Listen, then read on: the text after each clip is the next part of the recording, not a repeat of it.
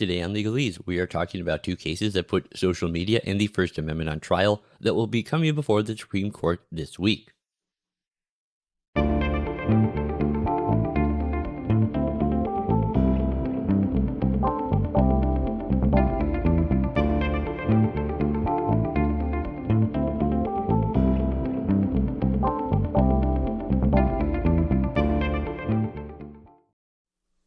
Hey, greetings everybody, and welcome back once again to Legalese. As always, I am your host, Bob, and I want to thank you all so much for joining me here today. Now, if you happen to be new to my channel, let me especially welcome you. This is the podcast where we're going to be discussing all things constitutional law, as well as current events in other areas of law, politics, and culture. Now, I just want to remind you guys real quick that you can find out more about the show by going and checking out our homepage over at legalespodcast.com. Now, additionally, if you want to always make sure you get updates whenever I put out new content, and I do put out not just videos here on YouTube, I also do an audio-only version of the show on Spotify. I also write a lot of articles over on Substack, and if you want to get notifications whenever I put out any new content, no matter where or what it is, all you have to do is go to legaleseshow.com. There you can sign up for our newsletter, and you will get notifications sent right to you whenever new content is available. All right, well, let's jump right in here today. So today we are going to be talking about two cases that will be coming before the Supreme Court tomorrow, Monday, February 26th, when they will be hearing oral arguments in these cases that deal with the constitutionality of controversial laws in Texas and Florida. Now, these cases are Moody v. NetChoice and NetChoice v. Paxton. And these are cases that would regulate how large social media companies like Facebook and Twitter control content posted on their sites. Now, you should already be at least somewhat familiar with these cases since they were both featured very prominently back in my October Supreme Court Roundup video for the 2023-2024 term. Now, if you haven't seen that video, I will link to it in the show notes page for this episode.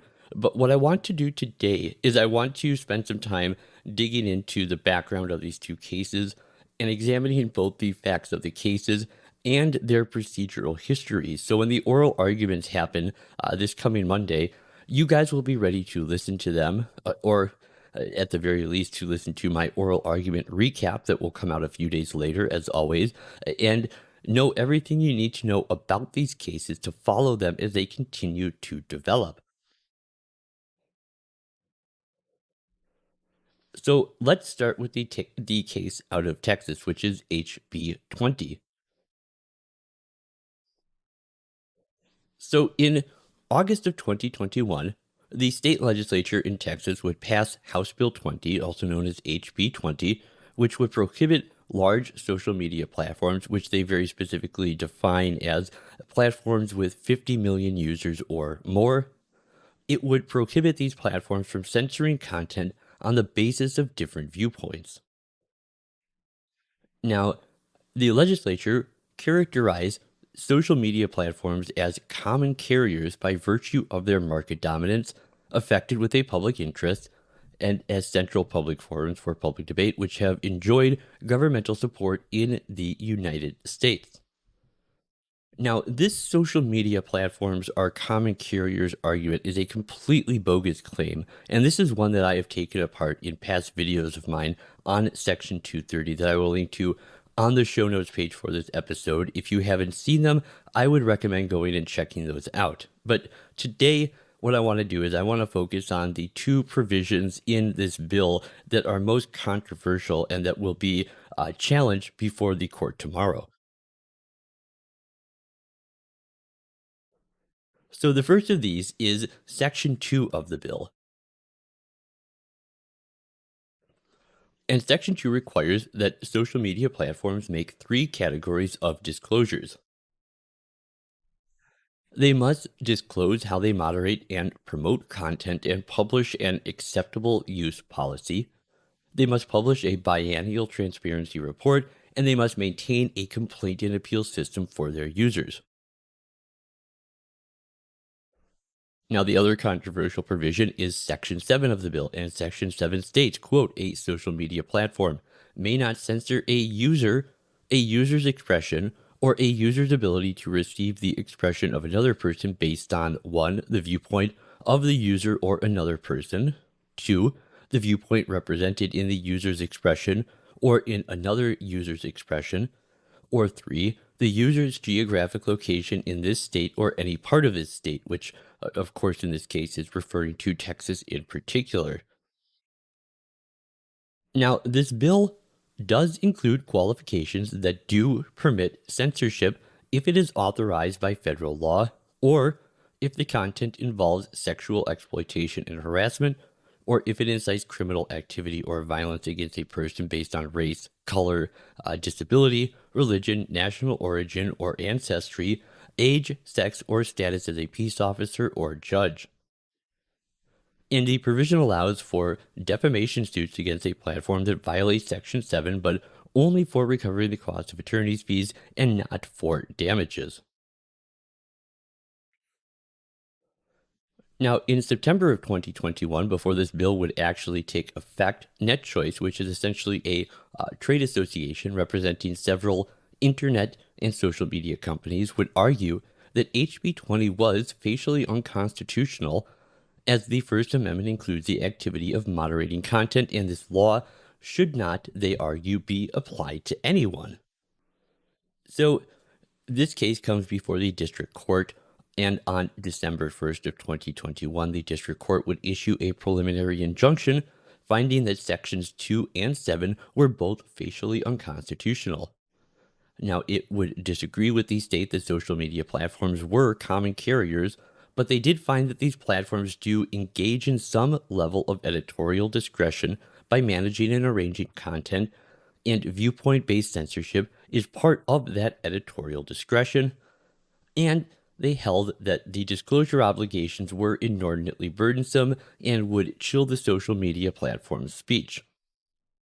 Now, the district court would also hold that HB 20 discriminates based on content and speaker because it permits censorship of some content and only applies to large social media platforms. And this bill has a specific provision that says it only applies to social media companies with more than 50 million users, is what they're talking about here. Now, after finding that the bill could not withstand any level of heightened scrutiny, that means neither intermediate scrutiny or strict scrutiny, the district court would issue the preliminary injunction that NetChoice was seeking. And it was at this point that the case would be appealed to the Fifth Circuit Court of Appeals in Texas, who would actually overturn the preliminary injunction that had prevented implementation of the bill. So, to kind of just quickly recap the history of this legislation. So, the Texas legislature had passed a law prohibiting the large social media platforms from censoring users' posts based on viewpoint. From there, the district court had found that the bill violated the platform's editorial discretion protected under the First Amendment. And then from there, the Fifth Circuit Court of Appeals would hold that content moderation did not constitute a First Amendment protected speech and that this bill was therefore constitutional. Now, to move on to the second bill that we are going to be talking about here today, and this is a very similar law out of Florida known as Senate Bill 7072 or SB 7072. And this all goes back to May of 2021 when the state of Florida would enact a law, of course, SB 7072, to combat what they called the effort to silence conservative speech in favor of a more leftist agenda. Now, SB 7072 contained several provisions which applied to social media platforms, and it was broadly divided into three different categories. The first of these was content moderation restrictions, the second was disclosure obligations, and the third was a user data requirement. So let's take some time and go over all three of these different provisions to get an understanding for what exactly they mean. So first is their content moderation restriction provisions, and these restrictions were meant to prevent social media platforms from removing a candidate for public office from the platform, also commonly known as deplatforming, and limiting or prioritizing posts by or about political candidates, and censoring any what they call journalistic enterprise. Now, they also require that the platforms apply consistency in their decisions to remove or limit posts or users, to allow users to opt out of receiving a moderated feed, and to not change their conditions or standards more than once every 30 days. Now, next comes the disclosure provisions, and these would require the platforms publish their standards and rule changes and allow access to information on view counts of posts or users' content. And they would also regulate the free advertising that a platform was allowed to provide to a candidate. And this provision would also require the platforms to provide a detailed explanation to a user when any post or content was moderated. And finally, we have the data requirement provision. This required the platform to make available to any user on request the data from their account for at least 60 days after the account had been removed.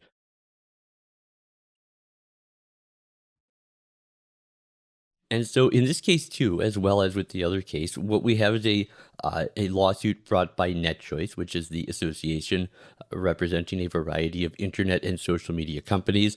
And in this case, they were seeking to enjoin the enforcement of specific provisions of SB 7072 on the grounds that those provisions violated a social media platform's right to free speech and that they are in fact preempted by federal law. And that is that there is a federal law which provides for competing obligations, and so that law would override SB 7072. And here, what they are talking about very specifically is 47 USC Section 230C2.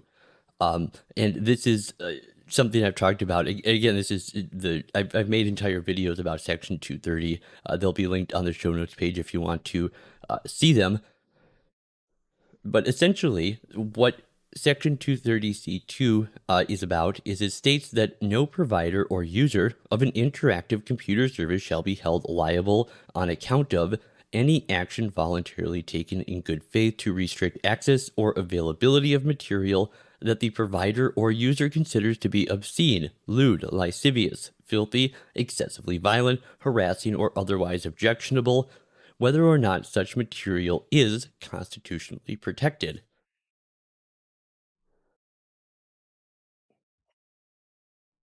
Now, here, the district court would grant NetChoice's motion and their preliminary injunction, which enjoined enforcement of certain provisions of SB 7072 on the grounds that 47 USC 230C2 limits liability of providers to restrict access to content on account of public interest. Now, the district court also held that SB 7072 did implicate the platform's First Amendment rights as it restricted their constitutionally protected exercise of editorial judgment. And the court concluded that the entire bill was mainly motivated by this state's purpose of defending conservative speech from a perceived big tech bias, and accordingly, it held that NetChoice met all of the requirements for the preliminary injunction that they were seeking. Now, the state of Florida would appeal their case to the Court of Appeals for the 11th Circuit, and this would go a lot differently than it did for Texas in the 5th Circuit. So, in the 11th Circuit, they would grant a preliminary injunction in respect of specific provisions of Florida's Senate bill, which sought to combat the biased silencing of our freedom of speech as conservatives by the big tech oligarchs in Silicon Valley. And a trade association representing the big social media platforms, this being NetChoice, approached the courts as they explained in their brief seeking an injunction on enactment of the bill, arguing that the law's restrictions on the platform's content moderation and disclosure activities violated their rights of free speech under the Constitution's First Amendment, and the lower court would grant their broad injunction.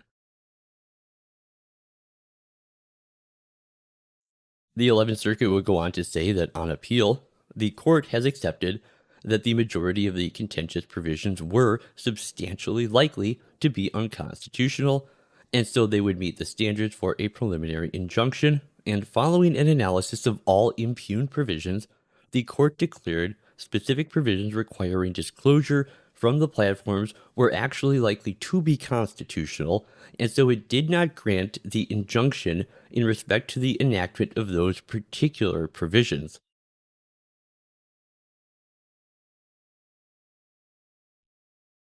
Now, here, the 11th Circuit would stress that social media platforms engage in protected speech when moderating the content on their platform, and that as a private company, they are entitled to curate a specific type of content and community on their platform. So let's take a look at these cases now as they are going to be coming before the Supreme Court. Now, one thing to note is that all the way back in May of 2022, a divided Supreme Court would actually put HB 20 on hold. And that was, of course, the Texas bill, while the challenge to the law continued in the lower courts. Now, in this case, four justices would dissent from that decision, and this was Justice Samuel Alito, in an opinion which was joined by Justice Clarence Thomas and Justice Neil Gorsuch, who would suggest that the court's intervention here was premature, while Justice Elena Kagan simply indicated that she would have actually allowed the law to take effect. Now, in September of 2022, the U.S. Court of Appeals for the Fifth Circuit would rule for Texas and uphold this law. And it was this that prompted the tech companies to return to the Supreme Court asking for the justices to weigh in on the case. Now, Texas actually agreed that the court should grant review, and it urged the justices to consider both the Texas law and the similar Florida law at the same time. Now, Florida would come to the Supreme Court last fall, asking the justices to weigh in after the U.S. Court of Appeals for the 11th Circuit would block the state from enforcing most of the law. And in January, the justices would actually ask the Biden administration for its views on whether or not they should take up this dispute. Now, in a brief filed in August, the U.S. Solicitor General, Elizabeth Prelogar, would recommend that the court take up two questions presented by these cases in their various cert petitions. The first was whether provisions in the Texas and Florida laws that regulate a tech company's ability to remove, edit, or arrange the content that appears on their platforms violate the First Amendment. Second was whether provisions that require tech companies to explain their decisions to remove or edit specific content violate the First Amendment. Now, the Solicitor General would actually urge the justices to strike down both of these requirements. However, she additionally told the justices that there was no need for them to weigh in on two other aspects of the dispute that these cases were actually seeking review on. And the first was the tech company's challenge to provisions in the Texas and Florida laws imposing general disclosure requirements on social media platforms. And additionally, their argument that the laws were enacted to target large tech companies because of their decisions regarding conservative content specifically on their site. Now, among other things, the Solicitor General would explain that both of the courts of appeals rejected these arguments, so there was no division among the lower courts on this question. Now, this is one of the most important criteria that the Supreme Court justices consider when deciding whether or not to grant review, which is there a split in the lower courts? Now, ultimately, the justices would follow the Solicitor General's recommendation and they would take up these first two questions presented by the cases, but not the other two issues that were in dispute. And this is, of course, the actually second set of cases, and in fact, the second set of three cases dealing with major First Amendment social media disputes that are coming before the court this term. Now, as you guys may recall, back on October 31st, the justices heard oral arguments in two other cases we covered here, O'Connor Ratliff v. Garnier and Linkey v. Freed. And these were two cases to decide whether public officials are acting as government officials and therefore can be in violation of the First Amendment when they block people on their personal social media accounts. So, and this is something that I said pretty much at the beginning of this term, is that this is going to be a very big term for two very important areas of law. And the first one of those is going to be the First Amendment and social media. And the second was going to be administrative law. And that is certainly shaping up to be the case. So, hopefully today we have covered everything that you would need to know to follow up on these upcoming net choice cases when the oral arguments come before the court tomorrow on the 26th. And if you have the time and the interest, I would highly recommend listening to these cases. And if for no other reason than the attorney on record for net choice is Paul Clement, which means he will almost certainly be the one arguing these cases before the court. And for those unfamiliar with Paul Clement, he is really widely recognized as the most gifted Supreme Court litigator of our time. So, really, despite your personal feelings on the outcome of the cases, hearing him argue before the court is always an opportunity that I personally relish. And as usual, if you don't have the time or the inclination to listen to these cases, I will have my own video up summarizing those oral arguments. So if you don't have 4 hours to listen to these cases as they come before the court, you can always make sure you still get all the key information you need to keep up to speed on these cases right here on Legalese. And of course, that is why you should also do all of those things that help to trigger Al Gore's rhythm. If you like the channel, hit the like button. If you disliked, hit the dislike button. Leave me a comment. Let me know what you thought about this episode, or, just what we talked about here today. I always love hearing from you guys in the comment section. And of course, subscribe to the channel so you always get updates whenever I put out any new content. So I will be back in a few days with another update to the net choice cases, where we will be going over the oral arguments. And until then, this has been Bob for Legalese, talking about the First Amendment and social media. And of course, as always, Cartago delenda est.